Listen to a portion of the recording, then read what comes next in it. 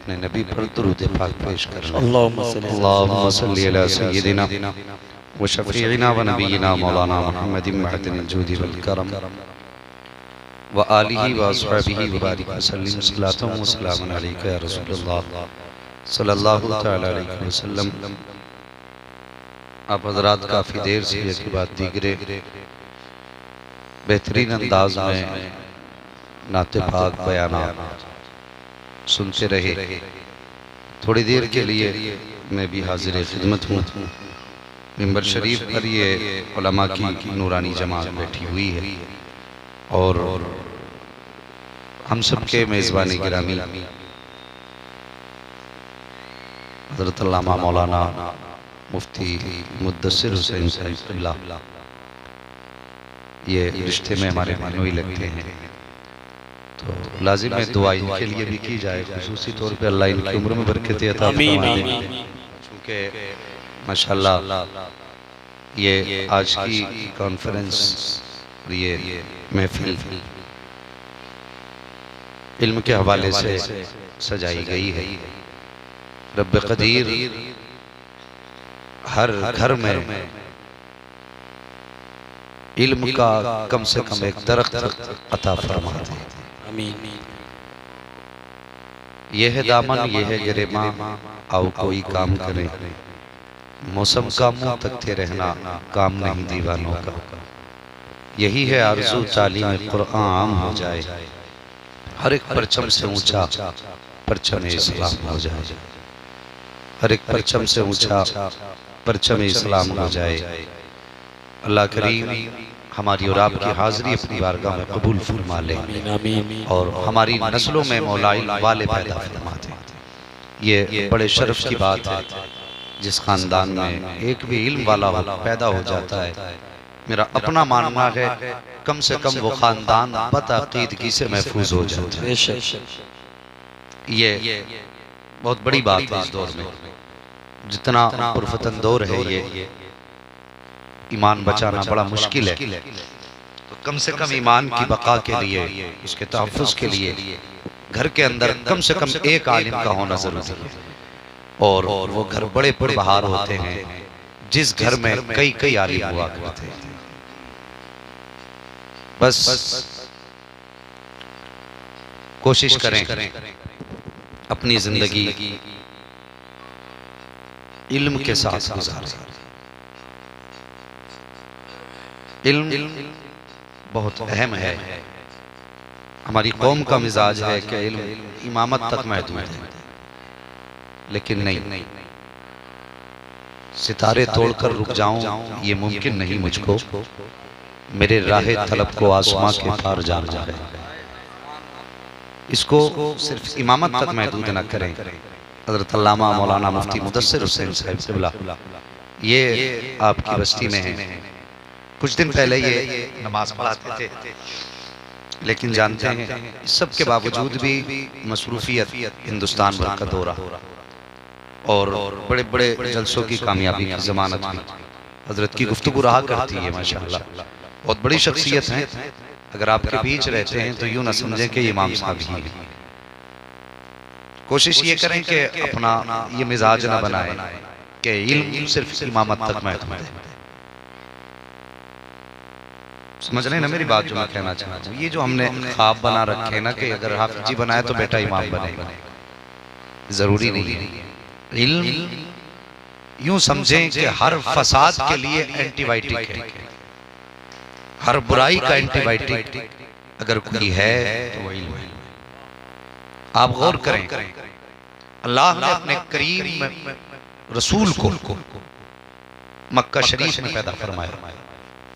आप नबियों की तारीफ पढ़िए, कमोबेश 70,000 अंबिया व मुरसलीन मिस्र की जमीन पर, शाम की जमीन पर पैदा हुआ और हुजूर की वो जात है जो मक्का शरीफ में जलवा जलवा। आप गौर करें मक्के की जमीन कितनी सख्त है। ये वो जमीन है जहां ढेले भी पत्थर के हैं, पहाड़ भी पत्थर के हैं। और बड़ी बात कहूं, जब हुजूर जिस दौर में जलवागर हुए उस दौर में लोगों के दिल भी पत्थर के थे। उस जमीन पर अपने महबूब को पैदा फरमाया और कैसा बना के पैदा फरमाया, वमा अरसलनाका इल्ला रहमतल लिल आलमीन, पत्थरों के बीच में रहमत बना के पैदा फरमाया। मेरे हुजूर जिस दौर में जलवागर हुए, आप गौर फरमाइए, जिस दौर में मेरे हुजूर जलवागर हुए हैं उस दौर में कौन सी बुराई ऐसी थी जो जमीन पर नहीं थी? चोरी, डाकाजनी, कत्ल गारतगरी, तकब्बुर, जिनाकारी, अय्याशी, बदमाशी, कौन सा जुर्म ऐसा था जो मक्के की जमीन पर नहीं हो रहा था?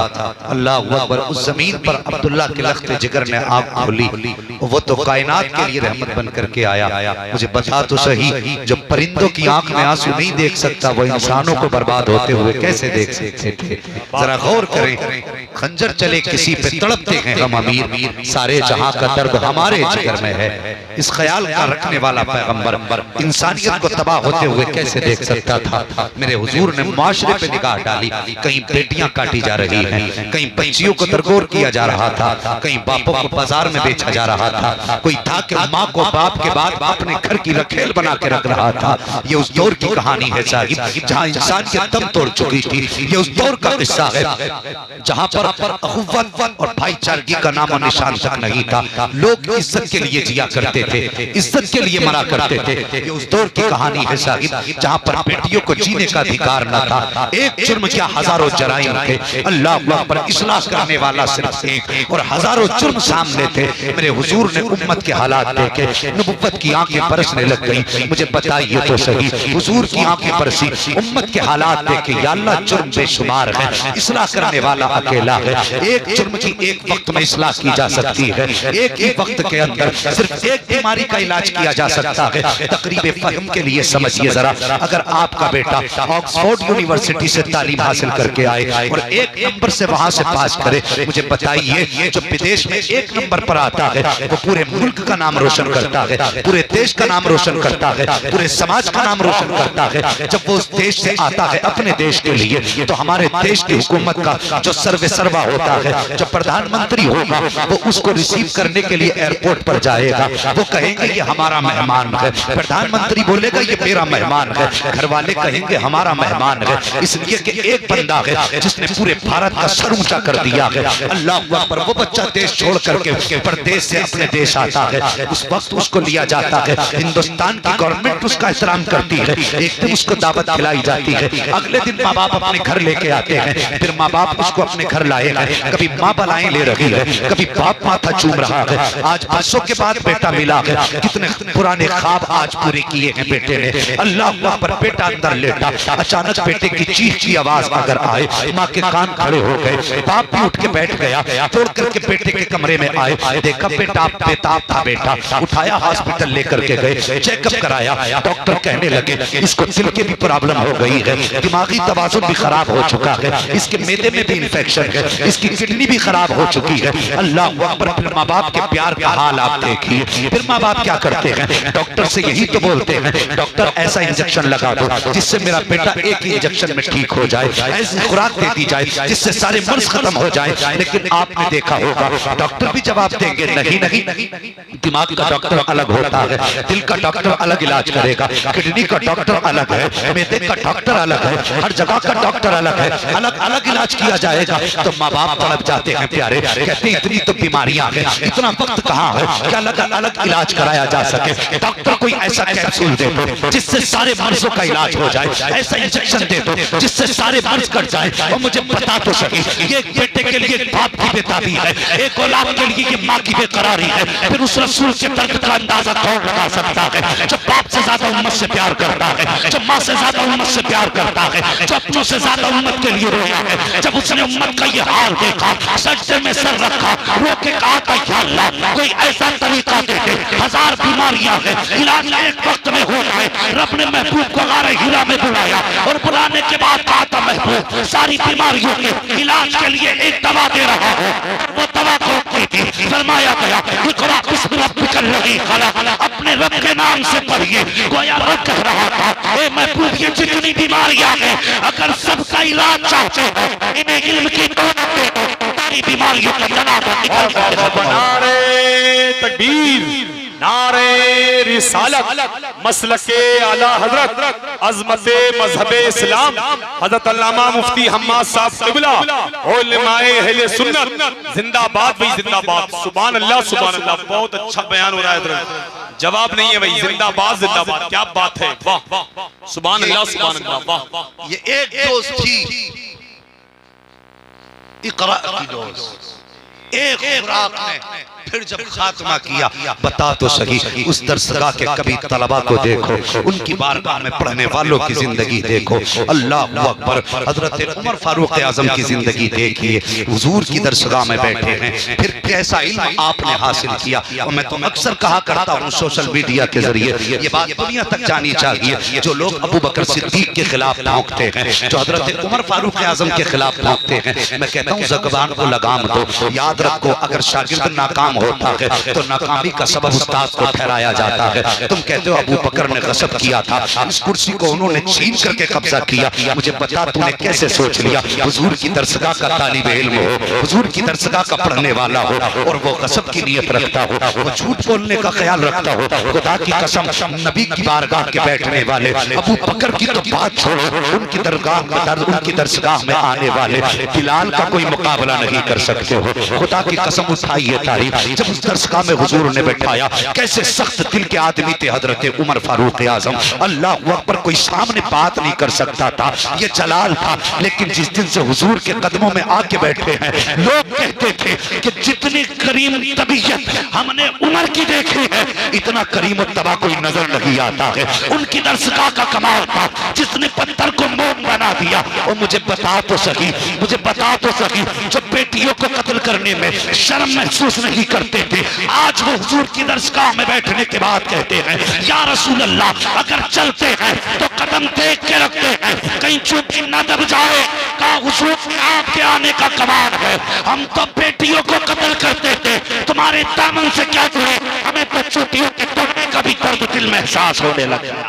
जी जी वाह वाह वाह वाह वाह, क्या बात है भाई, जिंदाबाद जिंदाबाद। सुभान अल्लाह सुभान। ये असर था इक़रा बिस्मि रब्बिकल लज़ी खलक़ का। वो लोगों, इल्म बड़ी जरूरी चीज है, इल्म हासिल करो, तालीम सीखो, दीन पर तवज्जो दो। ये नहीं है कि तीजा भी कोई कर देगा, मरेंगे तो यासीन भी कोई पढ़ देगा, नमाज भी कोई पढ़ा देगा। ये बात अपनी जगह है। मैं अक्सर जलसों में एक बात कहा करता हूँ, सुनिए, आप मुझसे जनाजा पढ़वाइए, कोई बात नहीं, मेरे वालिद गिरामी से पढ़वाइए, अच्छी बात है, मुफ्ती साहब से पढ़वाइए, अच्छी बात है, आप नमाज जनाजा पढ़वाइए। लेकिन सच बताना, मैं नमाज जनाजा पढ़ाऊँ या ये नमाज जनाजा पढ़ाएं, बताओ क्या इनके दिल में वही दर्द होगा जो बाप के जनाजे का बेटे के दिल में दर्द होगा? मुझे जरा सच्ची बात बताओ, क्या यही दर्द होगा हमारे दिल में? हम तो खड़े होंगे, हमें मालूम है कितनी तकबीरें कहनी है, हमें पता है कितने दुरूद पढ़ने हैं, हमें तो गर्मी भी इतनी सताती है जनाजे में कि लोग खड़े नहीं हो पाते कि जल्दी करो। एक जगह जनाजा पढ़ने के लिए बुलाया गया, पढ़वाने के लिए गए तो साहब माथे पे पसीना था, कहने लगे इतना टाइम हो गया, इतनी गर्मी हो गई। मैंने कहा हैरत होती है, आज एक आदमी के लिए, अपने दीनी भाई के लिए आप 5 मिनट बर्दाश्त नहीं कर सकते और मैदान क़यामत की धूप को गवारा भी करना है। तो कुछ सोच तो सही, कम से कम किसी के लिए कुछ तो कुर्बानी देना सीखो। मैं कहता हूँ मैं जनाजा पढ़ाऊँ आपके बाप का, आपके बेटे का, लेकिन जो दर्द आपके दिल में होगा ना, वो मेरे दिल में नहीं होगा। कम से कम अपने घर में कुरान का एक दरख्त लगा लो, एक दरख्त कुरान का जरूर लगा लो। हमने ख्वाब देखे बड़े बड़े, सजदों में गिर के दुआएं मांगी, अल्लाह बेटे की इनकम अच्छी कर दे, अल्लाह बेटे को इंजीनियर बना दे, अल्लाह बेटे को डॉक्टर बना दे। और कभी रो के रात को ये भी तो कह दिया कर, अल्लाह मेरे बेटे को कुरान का कारी बना दे। बेशक सुभान अल्लाह। तो कहा करो, इनसे पूछो उलमा से, कब्र का ये सवाल होगा कि बता इंग्लिश मीडियम में कितने नंबर आए थे, ये पूछा जाएगा हाई स्कूल की मार्कशीट का कितना परसेंटेज था, ये नहीं पूछा जाएगा। अगर मरने के बाद पूछा जाएगा तो ये पूछा जा सकता है, बता मैंने सिर्फ एक किताब दी थी महबूब को, तूने उसको कितनी बार पढ़ा था, मैंने कुरान दिया था, क्या उससे बड़ा कम नसीब कोई हो सकता है जो अपने नबी की दी हुई किताब को जिंदगी में खोल के ना पढ़ सका? कभी सोचिए, यहां से इस बात को जरा दिल पे रखना, क्या हो सकता है उससे भी बड़ा कम नसीब?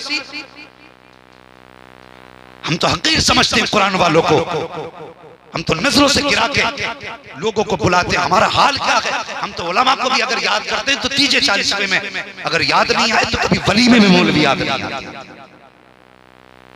टेबलें लग जाती हैं, ये VIP टेबल है, कौन बैठेगा इस पे? प्रधान जी बैठे, इस पे चेयरमैन बैठेगा। भाई इधर मत बैठना, कोई इतना VIP हो गया तेरे लिए, जिसे पेशाब करने का सलीका ना, वो तेरे लिए VIP हो गया।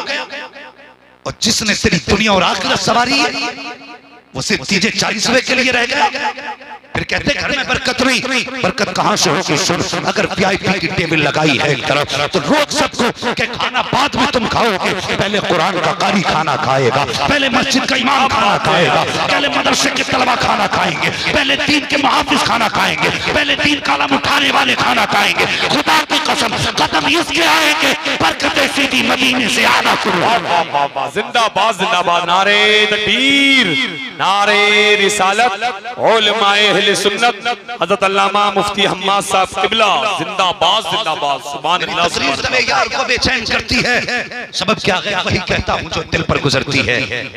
बदलो फिक्र अपनी, हमारे तो दिमाग ही बदलते जा रहे हैं। हम कहां से कहां पहुंच गए? जिसकी दाढ़ी है उसे मुल्ला जी कह के हटा देते, जो पैंट शर्ट में आई है सर, इस दाढ़ी की कीमत तो मरने के बाद पता चलेगी। मैंने अपने उलमा से यहां तक सुना है, अगर कोई दाढ़ी वाला मोमिन कामिल कब्र में जाता है, एक फरिश्ता, 2 फरिश्ते हिसाब के लिए आते, एक फरिश्ता कफन हटाता है ना, तो हटाने के बाद ऐसे ही ढक देता है। दूसरा कहता सवाल नहीं करना, तो कहते सवाल करने की जरूरत क्या है? चेहरे पे मुस्तफा की सुन्नत सजा के आया है। जिंदाबाद जिंदाबाद। आज ये जलील हो गए, अच्छी बात है, सुभान अल्लाह। दाढ़ी वाले आज रुसवा हो गए। खुदा की कसम ये चेहरे पे 4 बाल सजा के देख ले और फिर देख मुस्तफा तुझसे कितना प्यार करते हैं। सुभान अल्लाह सुभान अल्लाह, माशाअल्लाह। हम तो बदल गए। हमने कहा दाढ़ी रख ली तो हमारा जो है जदीद कौम से राब्ता ही कट जाएगा, हम अलग हो जाएंगे। नहीं, ये मुस्तफा की सुन्नत है प्यारे। जिस जगह खड़ा होगा लोग इज्जत की नजर से देखेंगे, जहां भी खड़ा होगा इज्जत की नजर से देखा जाएगा। कि तुमने नहीं देखा वो आज गधों वाला सिस्टम होता है शादियों में, खड़े खड़े खा रहे हैं, और अगर कोई दाढ़ी वाला चला जाए इतनी महफिल में कोई ना कोई आके जरूर कह देता है चाचा आप तो बैठ के खाएंगे ना। उससे नहीं कहते आप भी खड़े होकर खाइए, दाढ़ी देख के पहले ही बंदा कह देता आप तो बैठ के खाएंगे, आप जरा बैठ जाइए, आपके लिए खाना मैं ला देता हूं। ये सुन्नत का कमाल नहीं हुजूर की? ओ भाई ये दाढ़ी वाले जलील नहीं, दाढ़ी वाले इज्जतदार हैं, इसकी हिफाजत करो, इसे रखो, ये बोझ नहीं है। जरा सी मुसीबत आ जाए तो किलो भर का ताबीज लटका लेगा, लेकिन ये तोले भर की दाढ़ी भारी लगती है। यहाँ तक फरमाया गया यार अगर मुसीबतें आ जाएं अपनी दाढ़ी हाथ में पकड़ और यूं हाथ उठा के या अल्लाह मुस्तफा की सुन्नत के सदके में भला डाल दे। फरमाया गया हाथ नीचे बाद में आते हैं, अल्लाह मकबूलियत की जमानत पहले अता फरमा दे। जिंदाबाद जिंदाबाद, सुभान अल्लाह सुभान अल्लाह। हुजूर की सुन्नत है।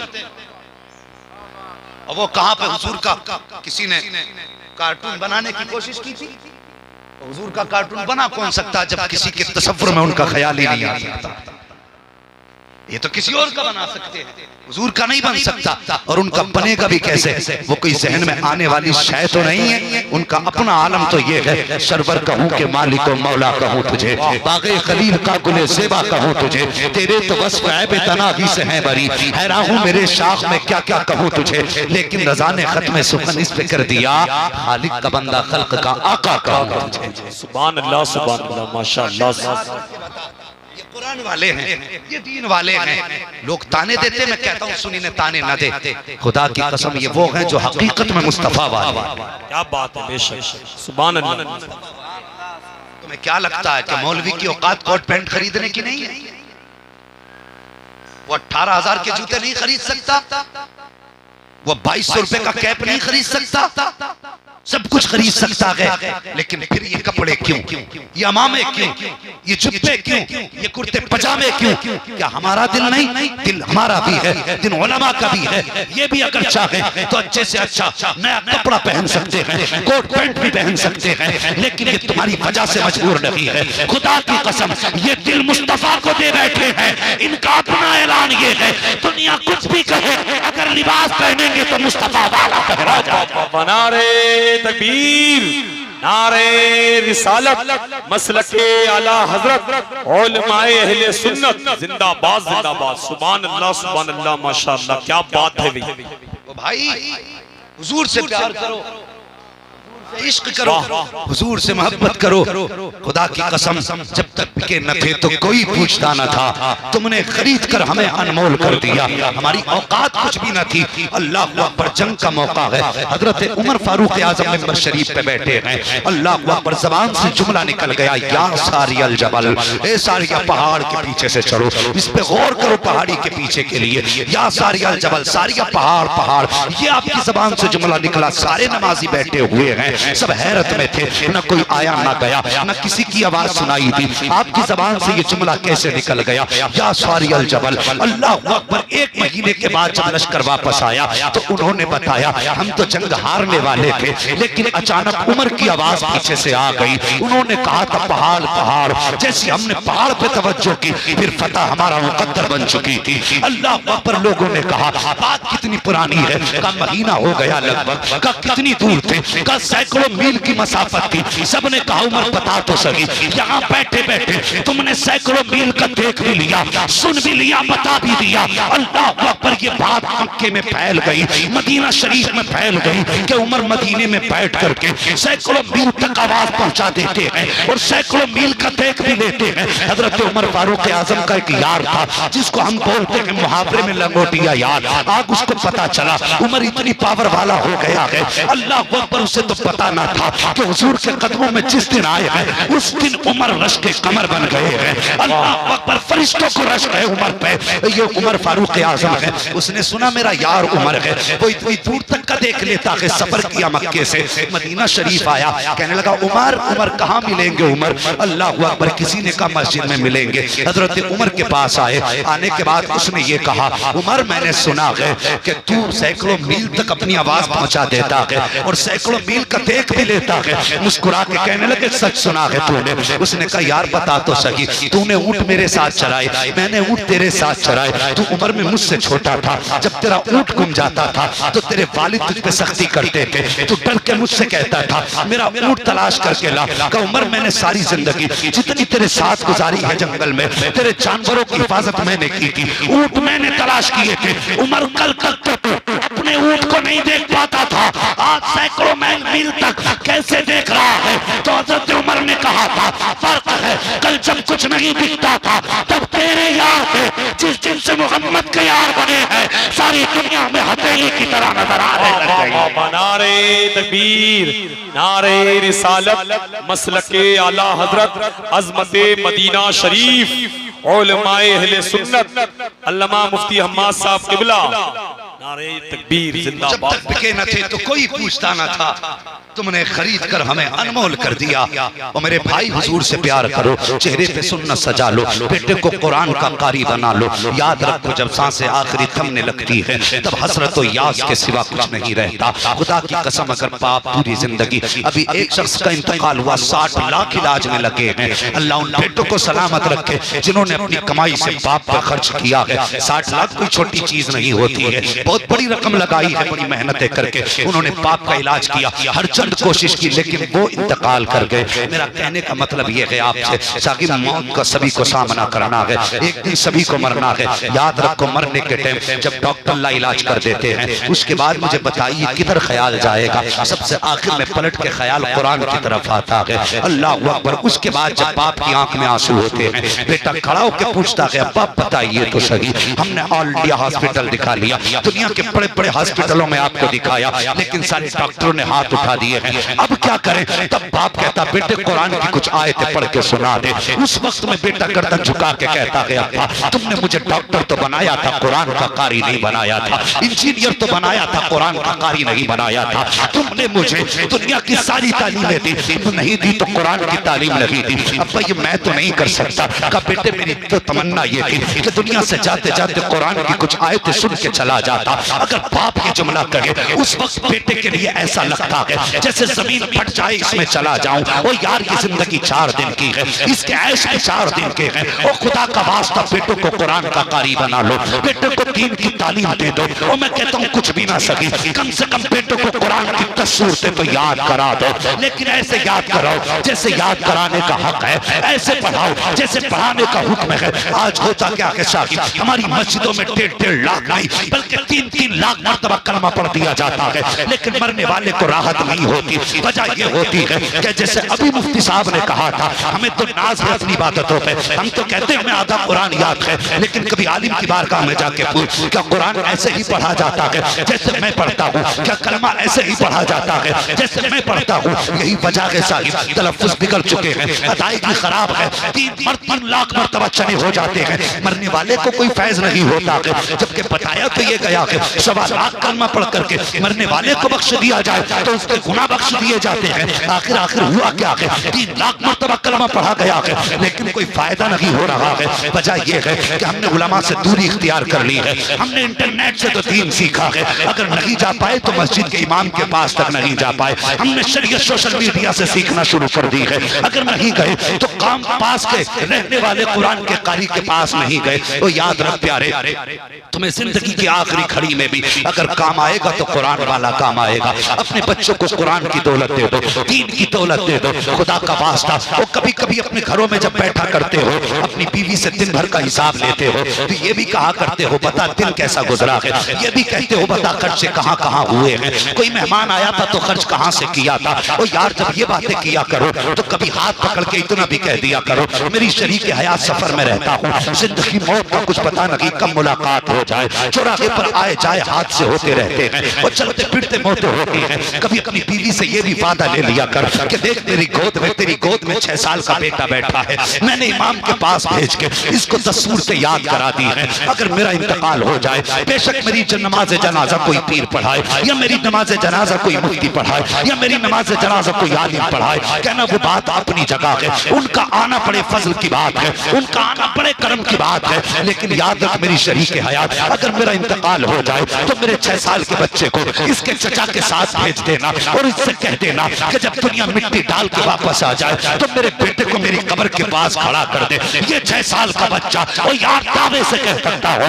सकता है कि एक आलिम की दुआ टाल दी जाए, ये भी हो सकता है एक पीर की दुआ टाल दी जाए, लेकिन जिस बाप की कब्र पर 6 साल का बच्चा खड़ा होगा, आंख में आंसू लेगा और कहेगा या अल्लाह इस मिट्टी के ढेर में मैंने बाप को दफना दिया है, ए मेरे मालिक की कब्र में बेसहारा है, अपनी रहमत का सहारा अता फरमा दे। और कभी बीवी से भी कह दिया करो कि मेरी कब्र पे मेरे बेटे को भेज देना ताकि दुनिया पलट के आए और उधर हिसाब के फरिश्ते आए, इधर मेरा बेटा खड़ा हो जाए और सिर्फ बिस्मिल्लाह पढ़ दे और सूरे फातिहा पढ़ना शुरू कर दे। खुदा की कसम इधर बच्चा सूरे फातिहा पढ़ेगा, उधर पैगाम आ जाएगा, फरिश्ते वापस लौट आओ, अब हिसाब की जरूरत नहीं है। फरिश्ते कहेंगे मालिक किस लिए, तो रब फरमाएगा देखते नहीं है कब्र के बाहर 6 साल का बच्चा खड़ा है और मुझे रहमान कह रहा है इसका बेटा मुझे रहमान कहे, मैं इस आग में मुब्तला करूं, मेरी गैरत तो दोबारा हो नहीं सकता।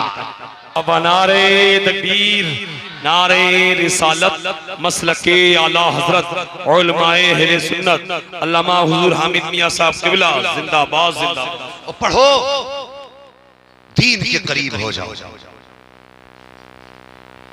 फरमाया गया खैरुकुम मन तअल्लमल कुरआन व अल्लमहु, तुम में सबसे बेहतर वो है जो कुरान को सीखे और कुरान ही सिखाए। ये कोई छोटा कर्म नहीं।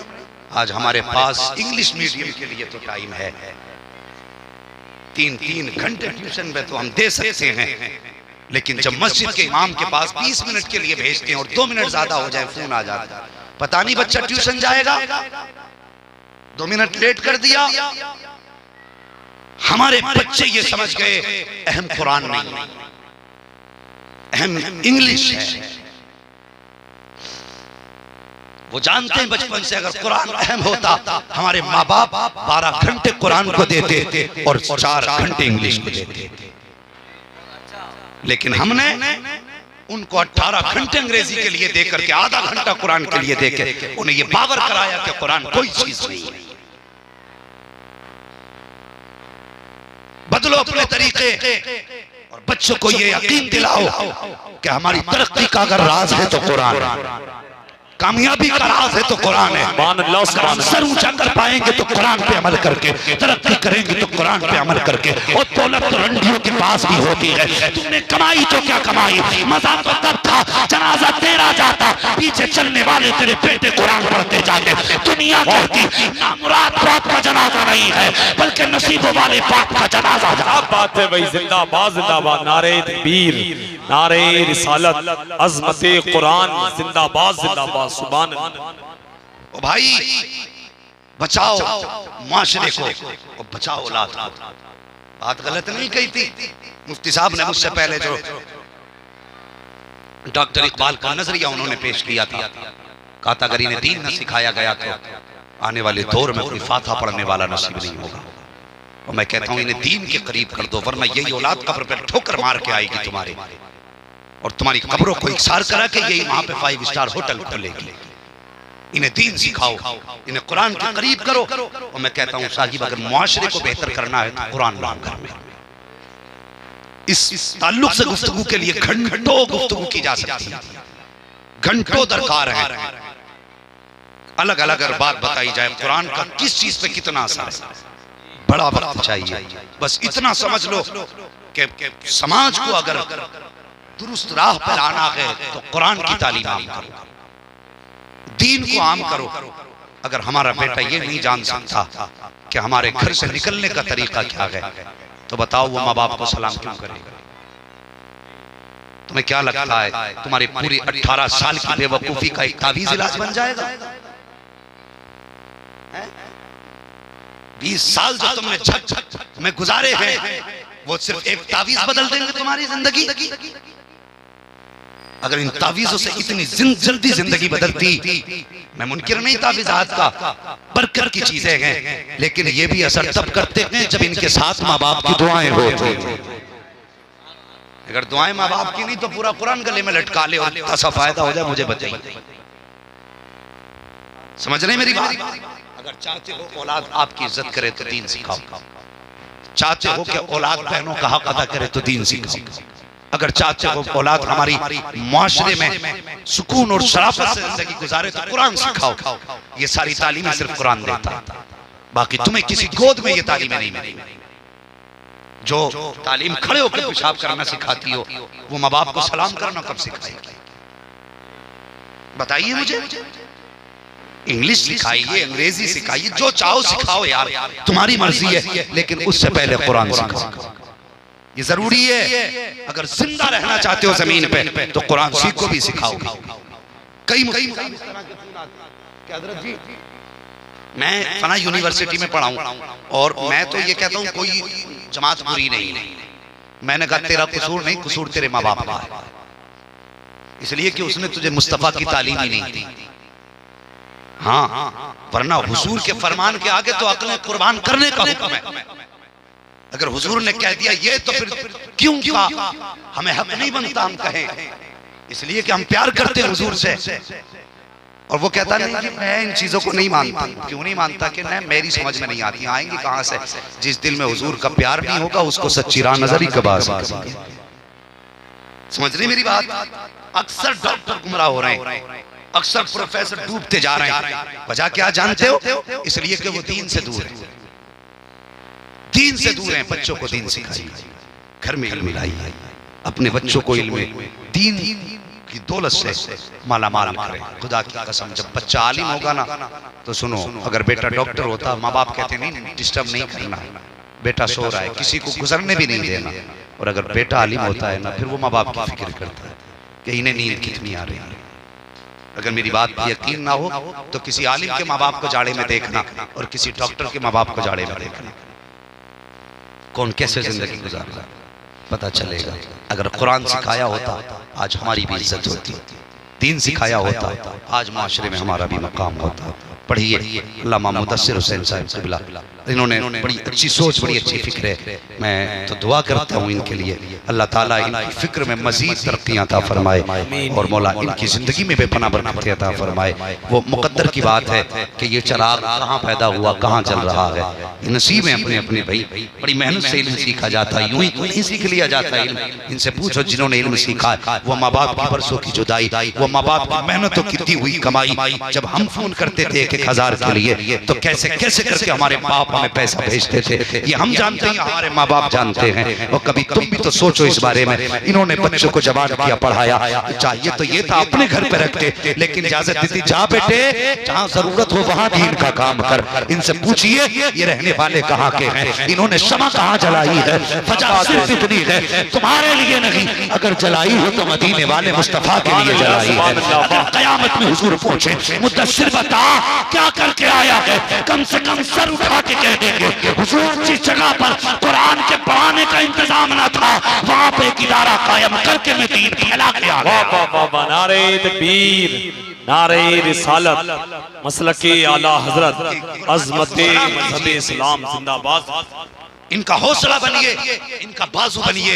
और मैं इनकी बात नहीं करता, जहां भी कुरान वाला खड़ा हो जाए वो तू कांधा लगा के खड़ा हो।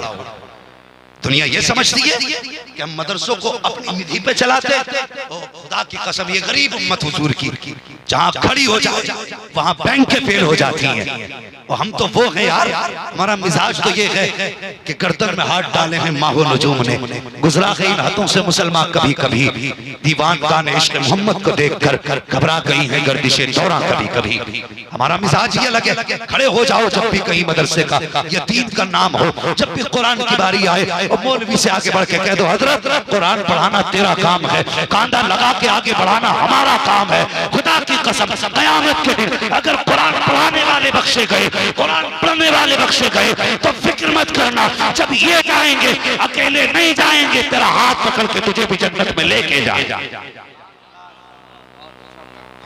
पढ़िए, इनका बास बनिए, हिम्मत बनिए, अपने बच्चों को कुरान सिखाइए, सिखाएंगे ना इंशाअल्लाह। बोलो इंशाअल्लाह। आखिरत का इंतजाम कर लो, चेहरे पे सुन्नत सजा लो, कुर्ता पजामा पहने कर लो, ये हुजूर का तरीका है।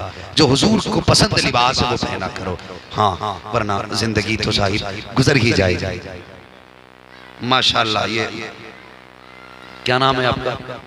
मरहूम नईम, हाँ, मरहूम नईम खान, इनके साहबजादे ने 1000 रुपए माशाअल्लाह सुभान अल्लाह ये मदरसे के लिए पेश कर दिए।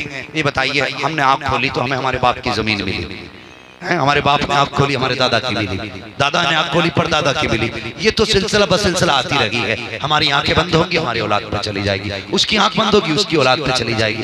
मुझे जरा दिल पे हाथ रख के बता, किसी ने इसलिए जमीन भी अल्लाह के नाम वक्फ की कि मेरा बाप ने मुझे ये सलामती से लौटा दी? कोई किसी के लिए नहीं करता, ये भी सच्ची बात है। बाप की कब्र पे गए गए साल गुजर जाते, साल साल हो जाता बाप की कब्र पे गए हुए, तो बता परदादा की कब्र पे पहुंच जाता, निशान तक याद नहीं रहते। आज मैं अक्सर कहता हूं अपनी कौम से, भाई अपने हाथों से कुछ कर जाओ,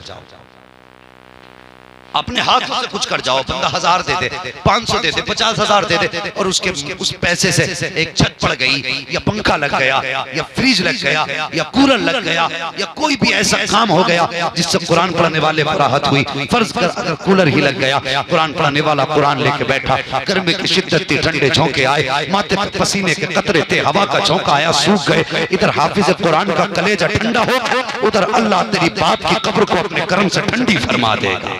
कोई दुआ करे या ना करे, ये वो काम होते हैं हाथ उठाने की जरूरत नहीं होती।